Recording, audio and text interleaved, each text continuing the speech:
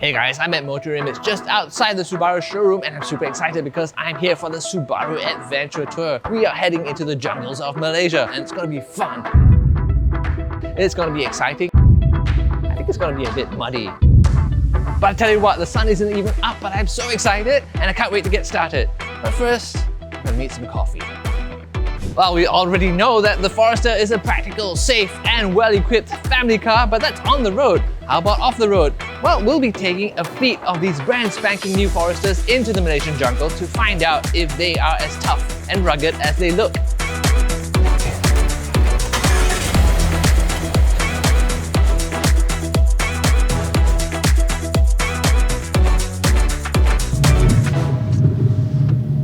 This silver also quite nice.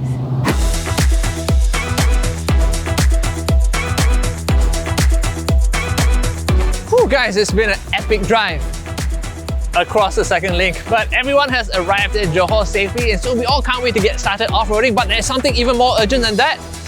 Everyone needs to make their bladder gladder.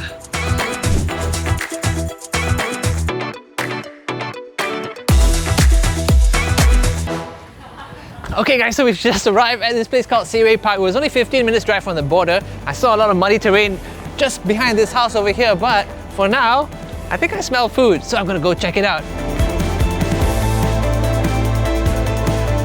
I will straight jump into safety briefing itself. Thank you for coming and attending.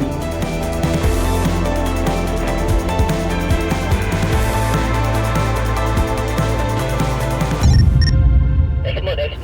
Excellent. Enjoy it.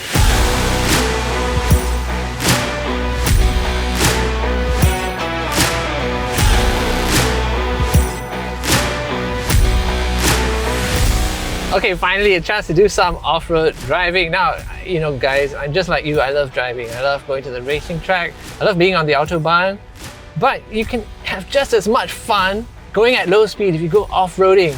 And I'm about to find out now just how far off-road this Subaru Forester can go.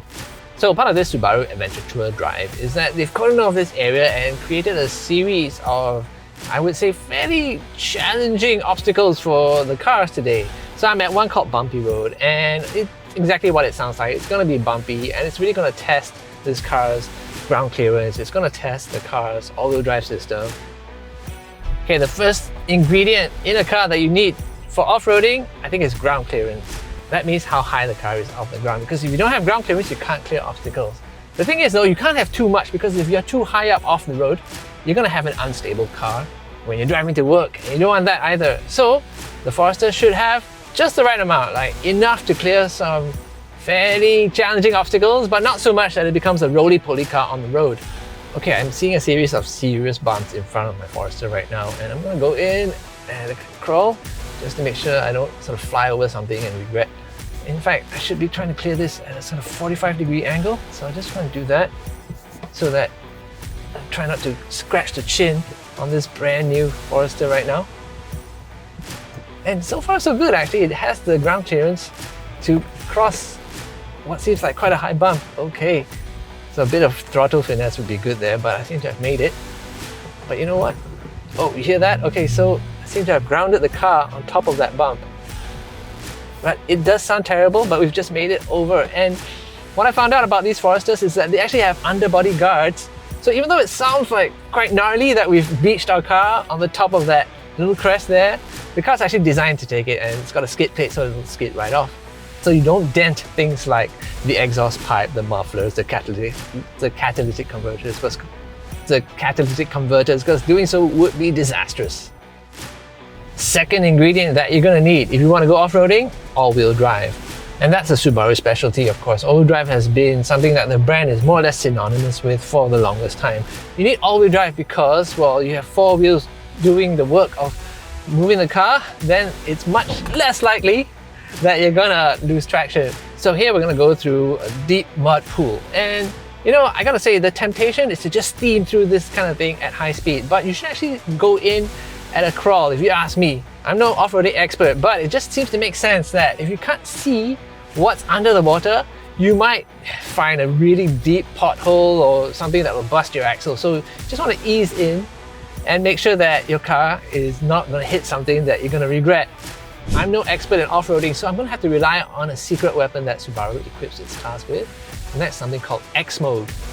Now, X Mode is a kind of umbrella term for a bunch of control systems that are designed to make the car more easier to drive off-road, and of course more able to cross even rugged terrain. So it controls things like your throttle response, your engine power, your transmission, and things like the vehicle dynamics control system. And it's just designed to maximize traction and make sure that you have an easier time behind the wheels. Now, another little off-roading tip that I can share with you is that the way you hold the wheel when you're off-roading is slightly different from when you're on the road. You actually want to make sure your thumbs are not in the spoke, because sometimes your wheel hits something and it makes the wheel spin around in your hand and it can break your thumbs.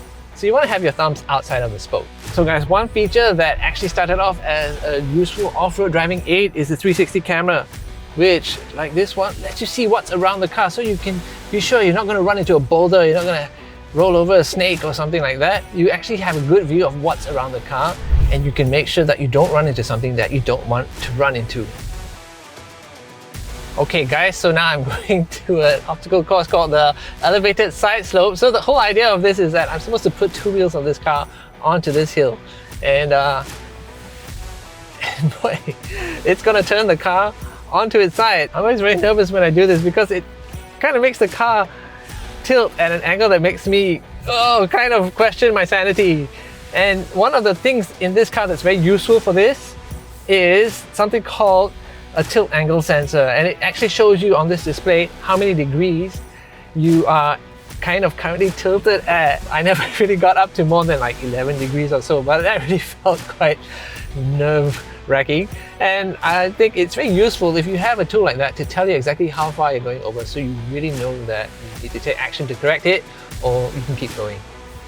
Here we come to something called Slippery Hill, and I'm sure you can guess what that's about. So this is a test of faith because I'm going down quite a steep slope and my feet are not on any of the pedals, I'm not on the brakes, and I'm certainly not on the accelerator. So what's going on here? Well, there is a system called hill descent control, and it's actually built into the X Mode system. Now, hill descent control is something that you would have to activate manually in some other off-roading cars, but this car seems to know that I'm going downhill and I'm going down something that's quite slippery and steep. Now, normally those two things are a bad combination because old school off-roaders, right, you needed to do this with engine braking. You would need something called a transfer case, which is like a super low set of gears so that you can crawl up slopes, but also crawl down slopes like this with engine braking. And you needed nerves of steel to not touch the brakes and really just trust in engine braking to get you down the slope. But all that is in the past, because now with hill descent control and X Mode, I can actually just take my foot off the pedals and the car will just do exactly what it needs to do. Okay, so I've come to the end of this trail and it's time to turn around. Okay, now we're going uphill again, and I have to say, I much prefer going uphill to downhill, usually, especially when it's muddy like today. But with the magic of hill descent control, you know, it's never really been so easy, and all you have to do is trust the system, take your feet off the pedal, and the Subaru will work out not only the best way to keep the car under control, but even the best speed to go downhill at. It's amazing.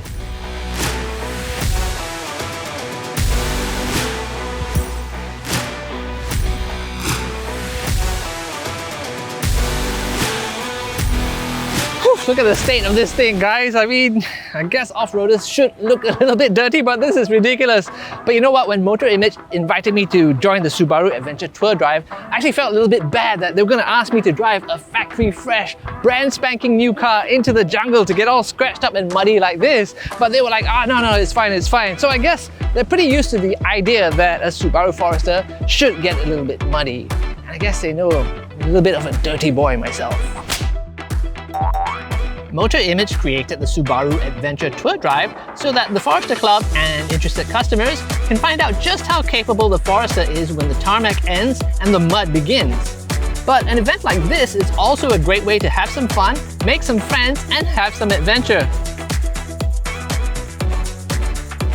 Well, we had a lot of fun off-roading, and then we had a delicious lunch, and then we went to worship the King of Fruit. And somehow, we've ended up at a go-kart circuit. That's one of my favorite things in the world to do. This day just keeps getting better and better.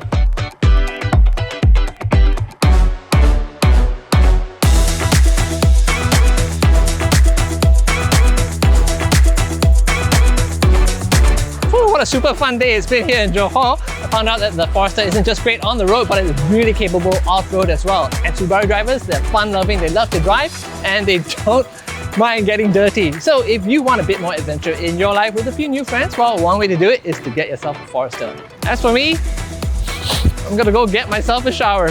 Thanks for watching. See you again.